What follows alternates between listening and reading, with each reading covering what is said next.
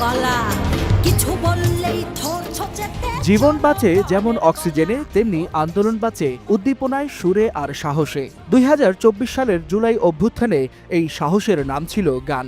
কখনো র্যাপ, কখনো ব্যান্ড, কখনো ধ্রুপদী সুর, সবই এক হয়ে উঠেছিল ছাত্র জনতার প্রতিরোধের কণ্ঠস্বর। গানের কথায় ছিল আগুন, সুরে ছিল বিদ্রোহ, আর এই গানই হয়ে উঠেছিল আন্দোলনের হৃদস্পন্দন। ১৪ জুলাই ঢাকা বিশ্ববিদ্যালয়ে ছাত্রলীগের নারকীয় হামলার পর শুরু হয় কোটা সংস্কার আন্দোলনের নতুন ধারা। কয়েকদিনের ব্যবধানে তার রূপ নেয় দেশজুড়ে এক গণবিস্ফোরণে। মুহুর্মুহুর গুলি, কাঁদানো গ্যাস আর রাষ্ট্রীয় নিপীড়নে যখন চেপে ধরা হচ্ছিল কণ্ঠস্বর, ঠিক তখনই ফেটে পড়েছিল বেশ কিছু গান। এ যেন গানের মধ্যেই এক একটি প্রতিবাদের পোস্টার, এক একটি গুলির মতো প্রতিবাদী বিস্ফোরণ।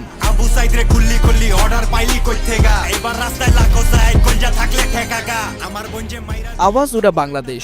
র্যাপার হান্নান হোসেন শিমুলের গানে রক্ত গরম হয়ে উঠেছিল ছাত্র সমাজের। ১৮ জুলাই প্রকাশের পরপরই ইউটিউবে গানটি মাল্টিমিলিয়ন ভিউ হয়, আর এর জেরেই গ্রেপ্তার হন শিল্পী হান্নান।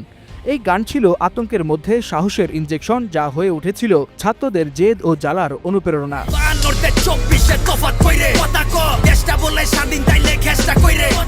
কথা ক, এ যেন স্বৈরাচারের গলায় প্রশ্নচাপা এক গান। গানটি লিখেছেন এবং গেয়েছেন তরুণ গায়ক মোহাম্মদ সেজান।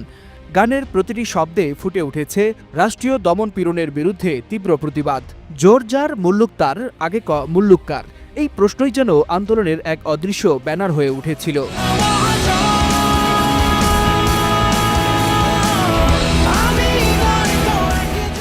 আন্দোলনের প্রার্থনায় পরিণত হয়েছিল দেশের জনপ্রিয় শূন্য ব্যান্ডের গান শোনো মহাজন আমি নয়তো একজন, শোনো মহাজন আমরা অনেকজন। এই চরণের মাঝেই ফুটে উঠেছিল ত্যাগ, সাহস আর সংহতির নতুন ভাষ্য।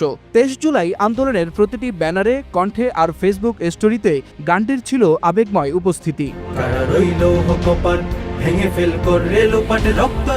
গানে শুধু নতুনের উপস্থিতি ছিল না, ছিল পুরনো দিনের নতুন করে আবির্ভাব। বিদ্রোহী কবি কাজী নজরুল ইসলামের কারারই লৌহ কপাট, ফারজানা ওয়াহিদ সায়ানের স্বাধীনতার পক্ষ শক্তি, দ্বিজেন্দ্র লাল রায়ের ধন্যধান্য পুষ্পভরা, প্রিন্স মাহমুদের বাংলাদেশ, ওয়ারফেজের জনস্রোত, হায়দার হোসেনের স্বাধীনতা, মাকসুদের আবার যুদ্ধে যেতে হবে, সবকিছুই যেন ফিরে এসেছিল নতুন অর্থে, নতুন উদ্দীপনায়।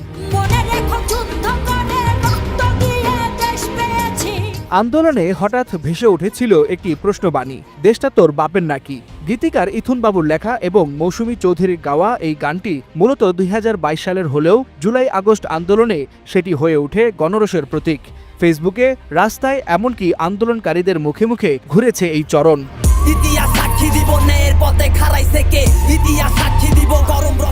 এছাড়াও আরও ছিল এক ঝাঁক র্যাপ গান, ২৪-এর গেরিলা, জবাব দে, স্বাধীনতার গন্ধ, দেশ সংস্কার, বাংলা মা, ৫২, কত খাবি, ছাত্র, স্লোগান, অধিকার, আবু সাইদ, রক্ত, শকুনের চোখ ইত্যাদি। প্রতিটি গানই যেন ছিল আন্দোলনের অনুঘটক। আর এই গানগুলো শুধু কানের খাদ্য ছিল না, ছিল হৃদয়ের আগুন। তাই পুলিশের লাঠির নিচেও আন্দোলনকারীরা বারবার বলেছিলেন, আমরা গান শুনি আর ভেতরটা গরম হয়ে ওঠে। ওয়ালিউল হাসানাত, যুগান্তর নিউজ। ছাত্র যদি ভয় পাইতো বন্দুকের গুলি, উর্দু থাকতো রাষ্ট্রভাষা, উর্দু থাকতো